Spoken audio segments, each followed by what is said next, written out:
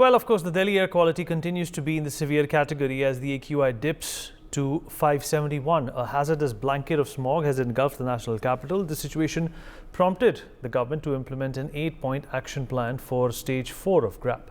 Meanwhile, Delhi Chief Minister Arvind Kejriwal is slated to be holding a high-level meeting over the AQI crisis, or even has also been implemented. The implementation will begin on the 13th, a day after Diwali of November, in Delhi to curb the air pollution crisis. As the AQI deteriorates in the national capital, Delhi Environment Minister Gopal Rai has announced the odd-even scheme. The same will be implemented from the 13th to the 20th of November for a week.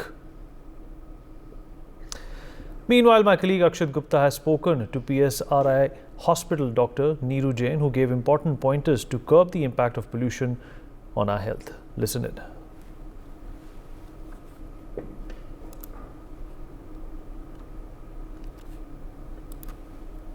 Severe category में बना हुआ है, जिसकी वजह से लोगों को जो है काफ़ी तकलीफ़ों का सामना करना पड़ता है।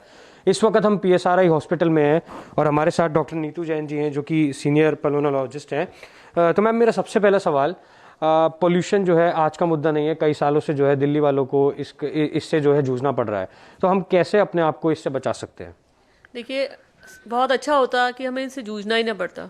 तो जो भी फैक्टर्स हैं जिनसे पोल्यूशन बढ़ता है, जैसे कि व्हीकुलर एग्जॉस्ट, या फिर पराली जलना, या फिर पटाखे जलना, या छोटी मोटी जो आग जलती रहती है, लोग कूड़ा जलाते रहते हैं हाथ वगैरह सेकने के लिए, वो सब अगर हम नहीं करते एज अ सिटीजन और गवर्नमेंट के लेवल पे भी, तो बहुत अच्छा रहता। अब जब ऐसा एक सिचुएशन है तो सबसे अच्छा तरीका ये है कि घर से बाहर कम से कम निकलें, सड़कों पे कम से कम जाएं और अपने वर्क प्लेस तक जाएं और वर्क प्लेस से वापस आएं। घर में एयर प्यूरीफायर चला के रखें। अगर आपको बाहर जाना भी पड़ रहा है तो N95 मास्क यूज़ करें। नॉर्मल मास्क इसमें काम नहीं करेगा। N95 मास्क एक एक्सपीरेटरी वॉल्व के साथ भी यूज़ कर सकते हैं, जिससे कि सांस लेना आसान रहे। इसके अलावा जिन लोगों को रेस्पिरेटरी इश्यूज़ हैं, वो उनको ज़्यादा सावधानी रखनी चाहिए, अपनी दवाइयाँ टाइम पे लेनी चाहिए, दवाइयाँ कम करने की कोशिश नहीं करनी चाहिए, और कोई भी सिम्टम्स होते हैं तुरंत अपने डॉक्टर से मिलना चाहिए। ऐसे लोगों को फ्लू वैक्सीन लेने से भी मदद हो सकती है, क्योंकि फ्लू इस सीज़न में बहुत ज़्यादा कॉमन होता है और फ्लू के बाद सिम्टम्स बहुत ज़्यादा बढ़ जाते हैं। तो अगर हम उसको अवॉइड कर सकें तो वो बहुत एक अच्छी बात होगी। मैम, आपने बात की एयर प्योरीफायर्स की, N95 की, तो क्या एयर प्योरीफायर सही में इफेक्टिव होते हैं? देखिए, जितनी स्टडीज़ हैं उन्होंने ऐसा तो नहीं बताया है कि एयर प्यूरीफायर सही में कितने इफेक्टिव हैं, और डेटा आना है। लेकिन अगर लॉजिकली देख, और ऐसा भी नहीं है कि उन्होंने बोला है कि नहीं है इफेक्टिव। सो इस पे अभी ज्यूरी स्टिल आउट कि इफेक्टिव होंगे लॉन्ग टर्म में कि नहीं होंगे। लेकिन अगर सोचा जाए तो इफेक्टिव होने चाहिए, क्योंकि एयर प्यूरीफायर डेफिनेटली आपके AQI को कम करते हैं, एयर पोल्यूशन लेवल को कम करते हैं। उसमें फिल्टर होता है जो कि उसको एब्जॉर्ब, पॉल्यूटेंट्स को एब्जॉर्ब करता है। स्पेसिफिकली PM10 एंड PM 2.5 जो हमारे लिए सबसे ज़्यादा हानिकारक होते हैं, उनमें उनको एयर प्यूरीफायर कम करता है। तो मुझे ऐसा लगता है कि air purifier definitely specifically older लोगों को या बच्चों को या जिन लोगों को पहले से प्रॉब्लम है, उनको डेफिनेटली हेल्प करते हैं। क्या जितने भी पेशेंट्स आ रहे हैं उनमें से ज़्यादा मात्रा किन पेशेंट्स की है? क्या वो पोल्यूशन की वजह से आ रहे हैं?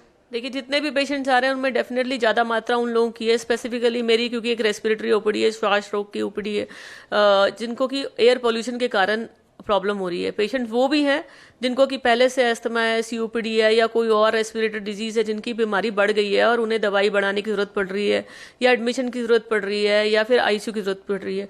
दूसरे टाइप के पेशेंट्स वो हैं जिनको कि पहले से कोई रेस्पिरेटरी प्रॉब्लम नहीं है, एक कुछ हल्का फुल्का बुखार आया या नहीं भी आया, अब उनकी खांसी नहीं जा रही है। तो ऐसे लोगों को मैंने देखा है कि जैसे अस्थमा का पेशेंट होता है, चेस्ट में कंजेशन होता है, वीजिंग होती है, वैसी चीज़ें इन लोगों में भी पाई जा रही है, जो कि एग्जैक्टली एस्थमेटिक नहीं है। और इनकी ट्रीटमेंट के लिए भी हमें इनहेलर, नेबुलाइजर या स्टीरॉइड्स की जरूरत पड़ रही है। मैम, मेरा एक आखिरी सवाल, कई स्टडीज का ये मानना है कि PM 2.5 जो है उससे कैंसर भी हो सकता है, तो उस पर आप क्या कहेंगे? देखिए, ये बिल्कुल एस्टेब्लिश्ड है कि PM 2.5 से कैंसर हो सकता है, क्योंकि PM 2.5 बहुत ही फाइन छोटा पार्टिकल होता है, जो कि सांस के रास्ते लंग्स में चला जाता है, और लंग्स के छोटा सा भाग जहाँ से कि गैस एक्सचेंज होता है, मतलब ऑक्सीजन अंदर जाती है और कार्बन डाइऑक्साइड बाहर आती है, उस लेवल को भी क्रॉस करके ब्लड वेसल में चला जाता है, और उसके बाद बाकी ऑर्गन में चला जाता है और जेनेटिक मॉडिफिकेशन करता है। मतलब जेनेटिक मॉडिफिकेशन कहना गलत होगा, कुछ पार्टिकल्स को एक्टिवेट करता है, जिसके कारण कि लंग कैंसर होने की संभावना बढ़ जाती है। तो ये डेफिनेटली कार्सिनोजेनिक पार्टिकल है, इसलिए हमें और ज़्यादा सावधानी की ज़रूरत है।